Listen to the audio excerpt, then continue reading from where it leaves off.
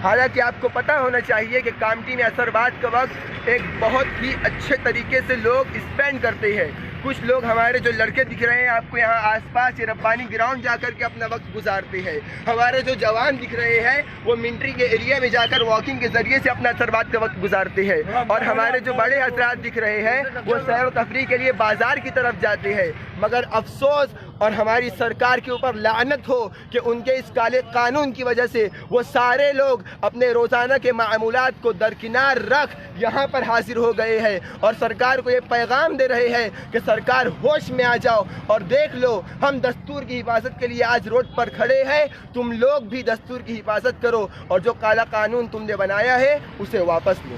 हमारे वज़ीर दाखिला जनाब अमित शाह साहब ने इसके पहले कहा था कि हम 1 इंच भी हटेंगे नहीं, और कल भी उन्होंने डंकी की चोट पे कहा है कि हम ये कानून वापस नहीं लेंगे।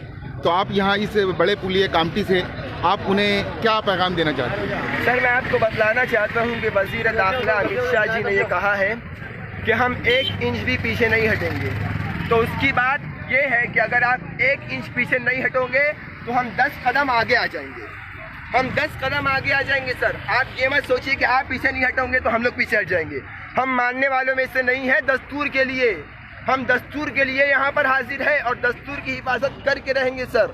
आप देख लीजिए शाहीन बाग के अंदर औरतें जो कि सर्दी की रातों में वहाँ 4 से 5 डिग्री टेम्परेचर होता है, अपने दूध पीते बच्चे को लेकर गोद में लेकर चबूतरे पर बैठी हुई है, मैदान में बैठी हुई है। हालांकि वही औरत अपने बच्चे की हिफाजत के लिए ठंडी के दिनों में, ठंडी की रातों में अपने घर की खिड़कियाँ तक बंद कर देती है ताकि मेरे बच्चे को ठंडी ना लगे। मगर आज वो दस्तूर की हिफाजत के लिए, संविधान की रक्षा के लिए आज शाहीन बाग में खुले आसमान के नीचे बैठी हुई है उसी दूध पीते बच्चे को लेकर।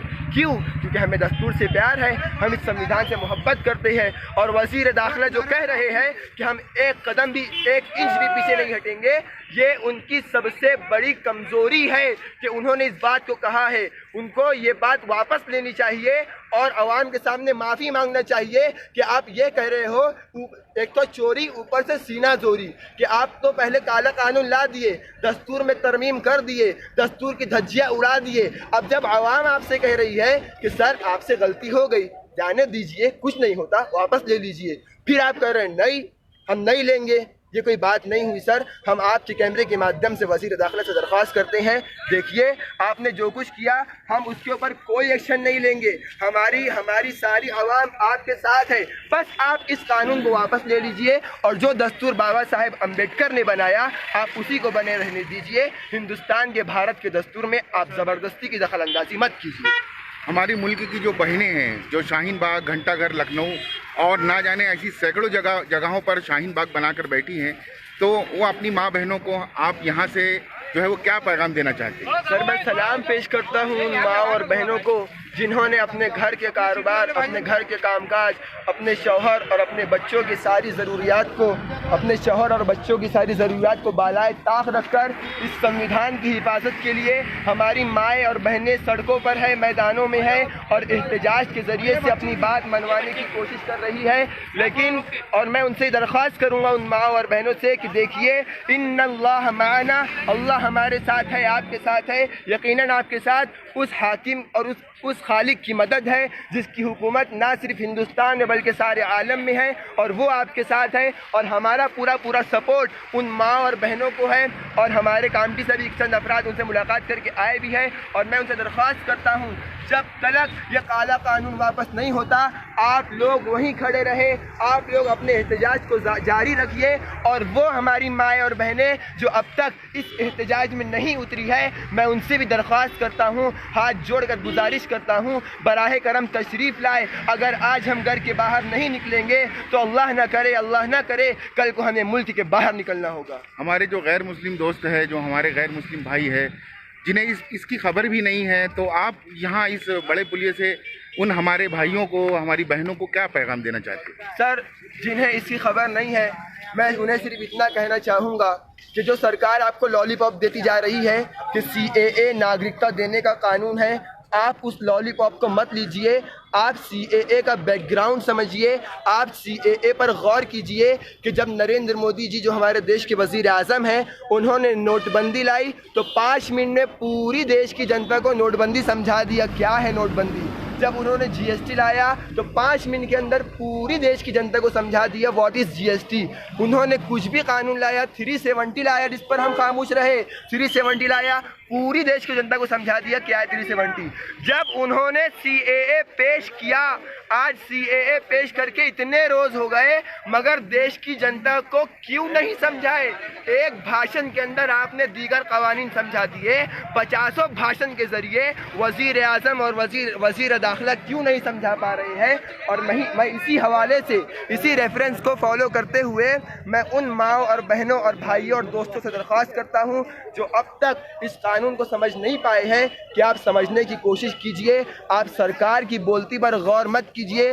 कोई भी अपनी दही को जो है खट्टा नहीं कहता, हर कोई अपनी दही को मीठा ही कहता है। आप जाइए किसी वकील से मालूम कीजिए कि ये किस कदर ख़तरनाक है हिंदुस्तान के लिए, हिंदुस्तान के दस्तूर के लिए। तो ये धरना प्रदर्शन जो यहाँ हो रहा है या जो खामोश मुजाहरा जो यहाँ किया जा रहा है, तो इसकी तरतीब बताइए थोड़ा सा। हमारे दूसरे जो भाई जो हमारे कामटी के हैं, तो इसकी तरतीब बताइए, ये कब होगा, कैसे होगा, ये रोज़ होगा या हफ्ते में एक दफ़े होगा, उसकी तरतीब बताइए। ये तो हम लोग की तो ऐसा है कि हम लोग इसको 24 घंटा करना चाह रहे हैं, लेकिन हमारे भी सब गरीब तबके के लोग हैं। अगर 24 घंटे वो यहाँ रहेंगे तो उनके तो घर के वांदे लग जाएंगे। इस वजह से जो है इसको एक मखसूस वक्त और एक मुतय्यन वक्त सारे हजरात की मीटिंग के ज़रिए से तय किया गया है कि असर की नमाज के बाद का जो वक्त होता है, जो गालिबन 5 बजे से 6 बजे या 5 से साढ़े 6 बजे 1.5 घंटे का होता है, इस दौरान हम लोग एक खामोश एहतजाज, खामोश मुजाहिरा आवाम के सामने पेश करेंगे जैसा आप देख रहे हैं। और ये इंशाअल्लाह रोज़ होते रहेंगे। ये जो मुजाहिरा हो रहा है सर, ये रोज़ होते रहेगा। और आगे आने वाली 26 जनवरी को जो कि यौम जमहूरिया है, इस दिन हमारे देश में जमहूरियत कायम हुई। उस दिन हम लोग एक विशाल तौर पर झंडा बंधन करने के बाद, परचम कुशाई करने के बाद पूरी कामटी एक तिरंगा यात्रा का गश्त कराने के बाद संविधान चौक पहुंचेंगे और सरकार को ये पैगाम देंगे। देखिए, और सरकार को हम ये पैगाम देंगे कि सरकार देखिए, मोहतरम सरकारे वाला देखिए, हम कितनी मोहब्बत करते हैं देश से, देश के संविधान से, कि उसकी हिफाजत के लिए आज भी हम यहाँ जमा है। और वो जश्न हम मना रहे हैं जो आप हम पर कहते हो, हम मना रहे हैं यौम जमहूरिया का जश्न। इस तरीके से हम मनाएंगे इंशाअल्लाह। और आगे हर तरीके से जितना मुमकिन हो सके उतना हम एहतजाज करते रहेंगे कानून के दायरे में, जमहूरियत के दायरे में। यौम जमहूरिया 26 जनवरी बरोज़ इतवार को जो तिरंगा यात्रा निकाली जा रही है, उसके बारे में थोड़ी सी मज़ीद तफसील दीजिए। वो कहाँ होगा, कब होगा? सर देखिए, जैसा आपने कहा 26 जनवरी बरोज़ इतवार, जो हमारा वारिसपुरा कामटी का मैदान है, उस मैदान में सुबह 11 बजे सुबह 11 बजे इमाम मरकज़ हज़रत हाफ़िज़ महरोज़ हसन साहब, इनके हाथों परचम कुशाई झंडा बंधन होगा। और उसके बाद आवाम के सामने दस्तूर के मुताबिक हम जो है रैली, जो यात्रा जो निकालेंगे, उसे यात्रा है सर, वो तिरंगा यात्रा, वो तिरंगा यात्रा जो हम निकालेंगे उसके क्या कवानीन है, क्या उसूल ज़वाबित है, हम बताएंगे कि सारे लोग जो है एक एकता दिखाने के लिए, कि एक डिसिप्लिन दिखे। हमने कहा है कि भाई आप सफ़ेद कपड़ा पहन कर के आइए और हर एक के हाथ में तिरंगा झंडा हो, कि वो तिरंगा यात्रा है, हर एक के हाथ में तिरंगा झंडा हो और 4-4 की जोड़ी में चले। और उसमें किसी किस्म का कोई नारा नहीं रहेगा, किसी किस्म की कोई बदसलूकी नहीं रहेंगी। प्यार, मोहब्बत, अमन के साथ, शांति के साथ, सुकून के साथ हम लोग जो है वारिसपुरा मैदान से निकल कर लाल मदरसा चौक, उसके बाद पेरुमल चौक, उसके बाद पीली हवेली से होते हुए पुराना पुलिस स्टेशन के सामने से जस्तम चौक, संविधान चौक पहुँचेंगे इंशाअल्लाह ताला। और एक कामयाब रैली नहीं कहेंगे उसे, तिरंगा यात्रा, एक कामयाब तिरंगा यात्रा हमारी इंशाअल्लाह तकमील होगी। बहुत बहुत शुक्रिया मुजम्मिल साहब, आपने तफसीली मालूमात दी। चलो तुम लोग क्या आओ, बताएं ऐसे किनारे हो जाओ।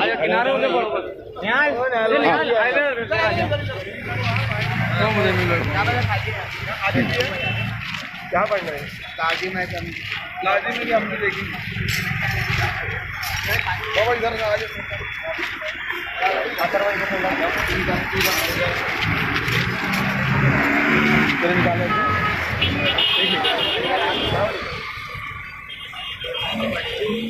ये देखिए, बड़े पुलिये पर जो है ये दूसरा दिन है, रोज़ाना जो है यहाँ पर खामोश मुजाहरा हो रहा है।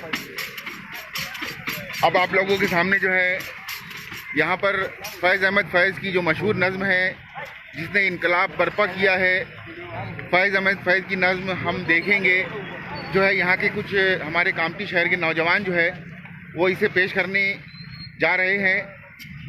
तो आप भी जो है इस इनकलाबी नज़्म से जो है महजूज़ हो, ऐसी हमारी उम्मीद है। तो मैं कामटी के हमारे नौजवानों से दरख्वास्त करता हूँ कि वो फैज़ अहमद फैज़ साहब की ये नज़्म जो है वो आप लोगों के सामने पेश करें। नज़्म के बाद चलो लो पट से ले जाओ। हम देखेंगे, हम देखेंगे, लाजिम है कि हम भी देखेंगे, हम देखेंगे, लाजिम है हम भी देखेंगे, हम देखेंगे वो दिन के जिसका वादा है, जो लोहे दिल में लिखा है, हम देखेंगे, लाजिम है हम भी देखेंगे, हम देखेंगे जब जुल्म सितम के कोहे गरा रूही की तरह उड़ जाएंगे, जब जुल्म सितम के कोहे गरा रूही की तरह उड़ जाएंगे, हम महकूमों के पांव तले धरती धड़ धड़केगी और हम के सरों पर जब बिजली कड़कड़ कड़केगी, हम देखेंगे, लाजिम है कि हम भी देखेंगे, हम देखेंगे जब से खुदा के खाबे से सब कुछ उठवाए जाएंगे, हम अहले सफा मंसूरे हम मसनद पे बिठाए जाएंगे, सब ताज उठा ले जाएंगे, जाएंगे, देखेंगे, लाजिम है कि हम भी देखेंगे, हम देखेंगे नाम रहेगा अल्लाह का, जो गायब भी है और हाजिर भी, जो नाजिर भी है और मुनज़्ज़र भी, उठेगा